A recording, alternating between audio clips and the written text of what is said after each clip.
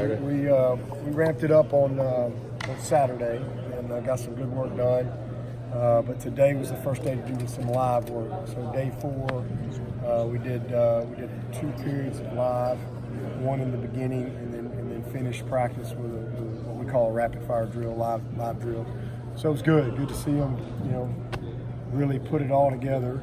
We've got a lot going on. We've had a lot of installation. We've got a lot of corrections that we're making, but I'm pleased with them. It's been good work, great work ethic. The guys got great energy coming out here. And as I said the other day, we're a good-looking team. We've got a few guys that, especially at corner right now, that are banged up, trying to get Booth's getting better, waiting on him. DK kind of strained his hands, and he was out today. Mario's, we're nursing his ankle. Hopefully we'll take it slow with him the first half. Hopefully he'll be ready to go for everything for the second half or sooner. And so we've been a little banged up there, but it's been good. The guys are showing up today. A few guys flashed. A few guys that I was hoping I would see make some improvement. Seeing that.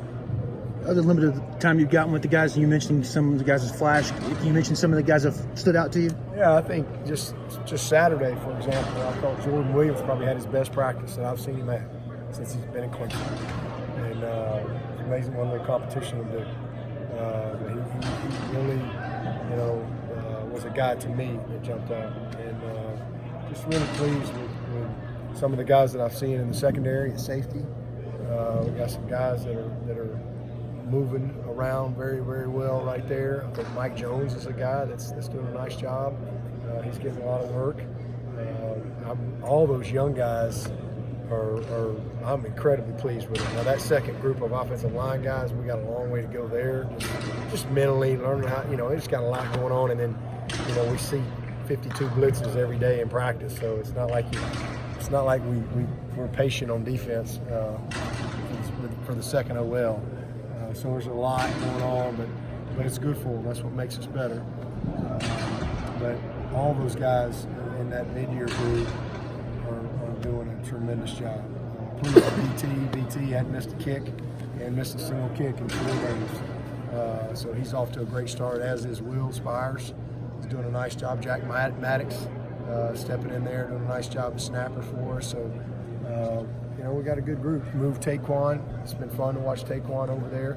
He's fundamentally learning, what to do, footwork, obviously learning the plays, but you just immediately see his power, especially when we do some of our competitive drills where there's really not much scheme involved. It's just, can you move a guy? And so I'm pretty pleased with Taquan as well. Speaking of BT, I guess the MLS was listening when you were hyping Tanner Tessman. Yeah.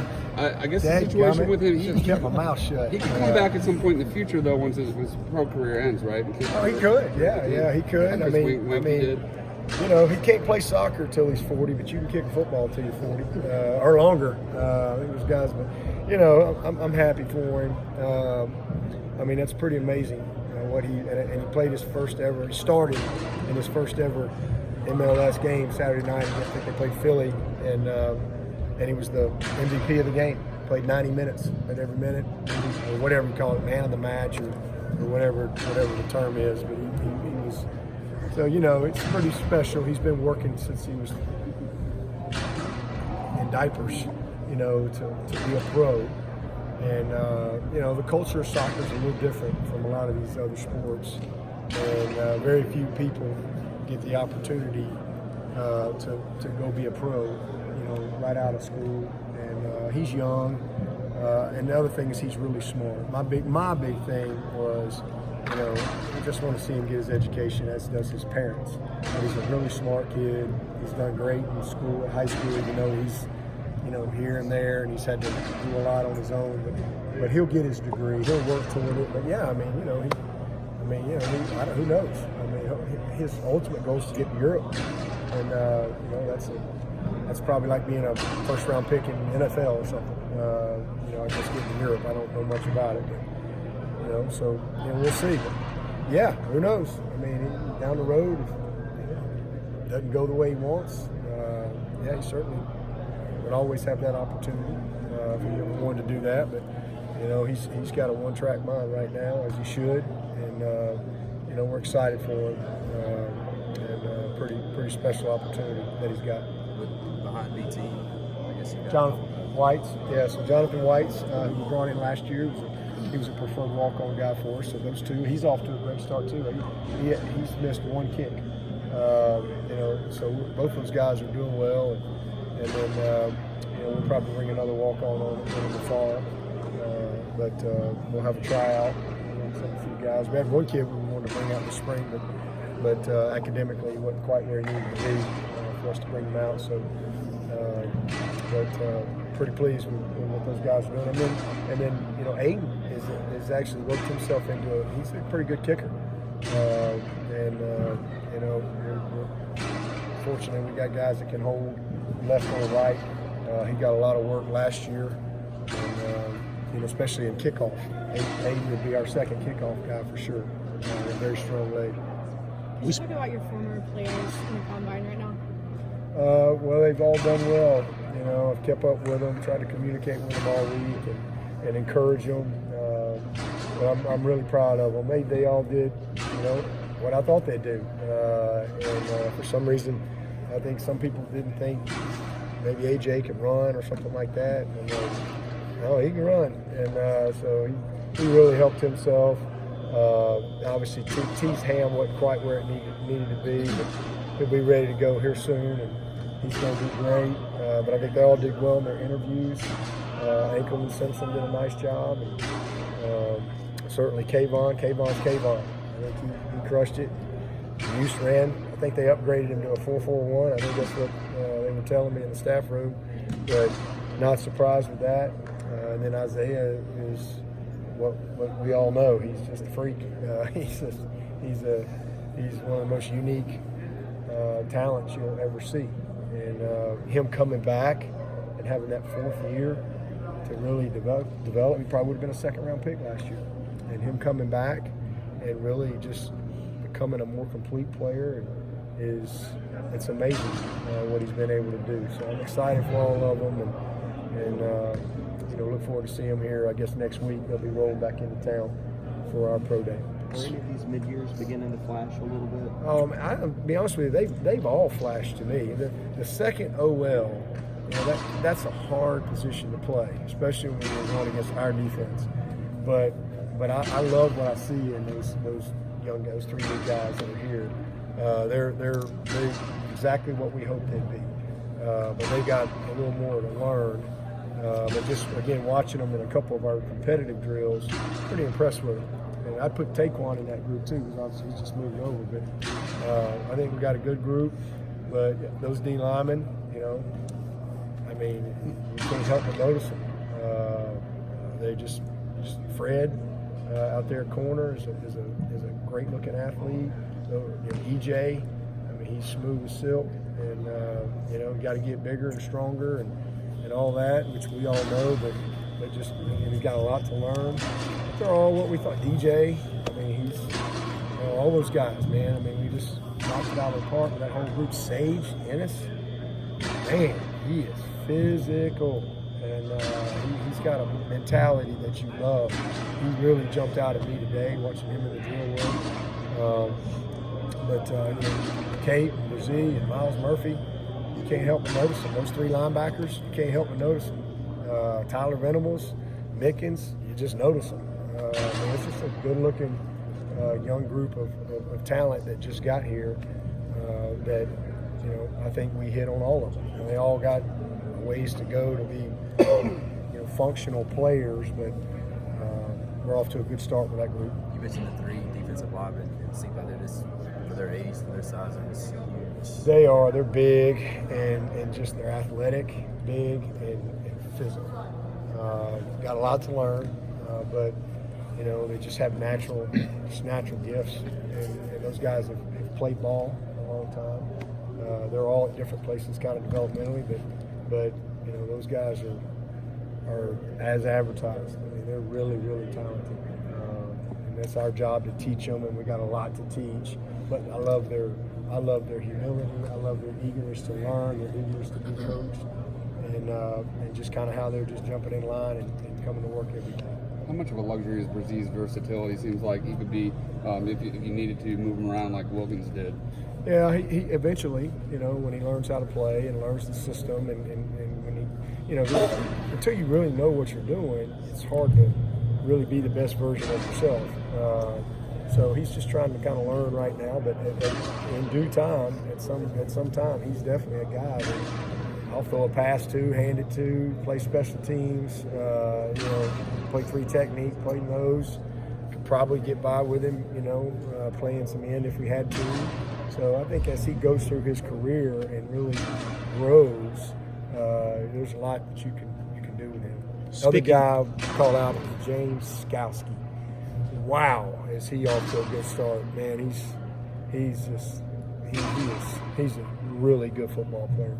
Speaking of the ends, what about Xavier Thomas? What do you need to see out of him this year? Just consistency, just consistency really in everything he does, and he's off to a really good start. I love the look in his eye. I like his focus, his demeanor. He's just a little more mature. Sometimes you got to be exposed a little bit. You don't know what you don't know, and some of these guys, they have all the tools and they certainly look the part, but you got to understand they're just young people, and you have, and then you have high expectations and all these external factors and so forth, and we forget that they're just young people. And as a freshman, he just kind of running around, happy-go-lucky, and not a lot of pressure on him because Clee's there and Austin's there, and they kind of got him like this, and he's just flying around having some fun. And then last year, he's in a different role, and then he gets banged up, and he gets exposed a little bit because he's got to mature and learn how to be a complete player, and not just an athlete, not just a strong guy. Be a great football player, and then he got hurt a little bit, and that set him back. But he did a lot of good things. But there's a whole nother level. It's not theory on whether or not he can be a great player, but he's just progressing. And you think back to Andre Branch. It took him a while to really. Vic Beasley, he didn't start a game in his 4th year. Xavier Thomas is a million times ahead of where Vic Beasley was, but we just forget, because sometimes, these guys have such unrealistic expectations on them, and it's a hard game, and it's a lot to learn. And but I'm super proud of him.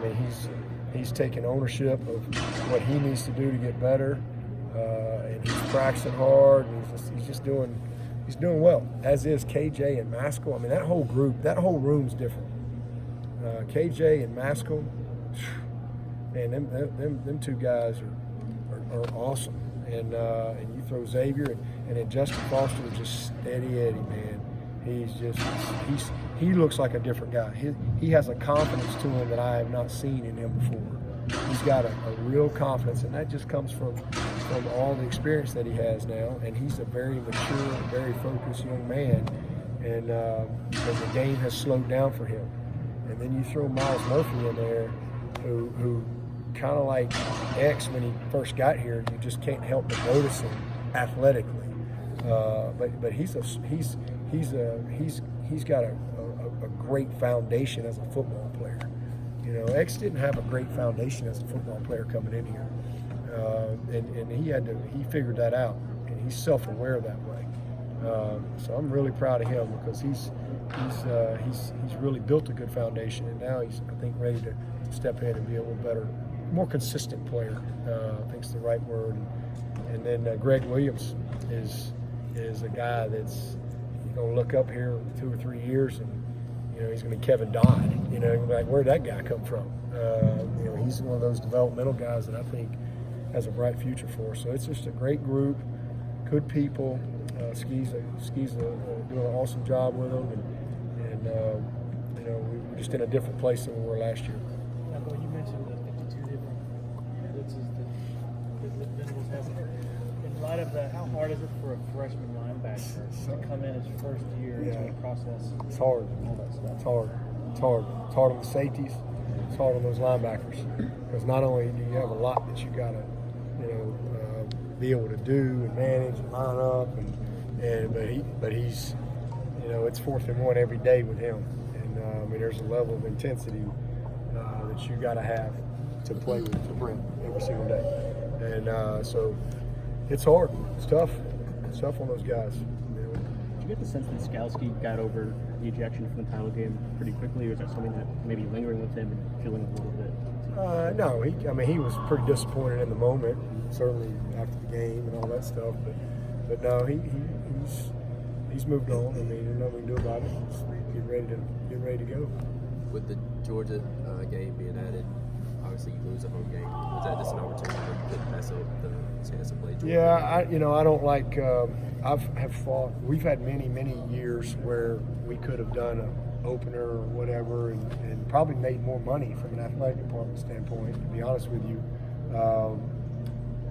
But lose a game and only have 6 games. So I've really fought that my whole career, and we'll continue to do that. But this was a situation where, you set these things out in advance, and then all of a sudden 21 was kind of an oddball year for us, and we really needed another game. And so it worked out, especially being able to go to Charlotte, to give us, just because that's kind of been the formula we've had for a long time.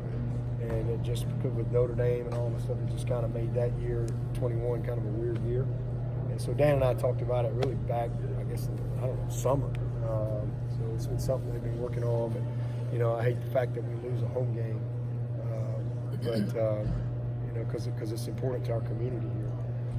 But this is pretty much what we're going to do this year, and then we'll get back on track with how we do things moving forward. But we needed another game, and it's exciting. You got an opportunity. It just worked out. We may not have done it for just another random team, but the fact that we get a chance to play Georgia, I think something that both fan bases will be really excited about. Obviously, it's a tough game. That's a hard opener. Hard to win those games, but it'll be an exciting way to start it all off. You've had a good run of centers with Guillermo, Falcinelli, Pollard last year. What's your depth chart looking like at center? I think you said Benson would be playing there. Yeah, it's fluid. Guillermo was out here today. I don't know if y'all saw him. He's the tight end coach at Western Carolina. I told him I need some video of him teaching some route running. I need video. He's lost some weight. He's been out running. He looks good. But yeah, we've had some good ones, and I'm excited about Cade. First of all, I think Cade is one of the more powerful guys we've had in our offensive line, and he's done a nice job for us. But he's ready to step in, and I think he's going to be great. I think we cross-train guys all the time. Obviously, Blake is a veteran guy, and we're actually going to work him at some guard and center. So I'm excited about getting him back. He's going to get a little more position work as spring goes along. But I'm excited about him working in there, and then we've been cross training some of those other guys. Mason Trotter is a powerful young kid too. He's starting to get his body where it needs to be. We really like him. And then Rayburn is a big athlete. He's a really good athlete. He reminds me of a Dalton Freeman type of a kid. Kind of a big athlete that can get in there. He could probably even play tackle for us if we needed him to. So he gives us some versatility, and then we're just kind of cross training some other guys. We try to make a lot of those guys snap, and who would have thought Sean Pollard would have been playing center? He's starting as a right tackle for us on national championship team as a freshman, and ended up his career playing center. So Robbie does a great job of kind of cross-training and developing some depth there, because you got to have it. But the first thing you got to do, obviously you got to be able to snap it, but you got to be able to run it. I mean, you got to be able to control, and communicate everything from that center position, because it starts from the inside out. So we got some work to do as far as really developing kind of a 1-2-3. So it's pretty fluid right now. All right. Thanks, Coach.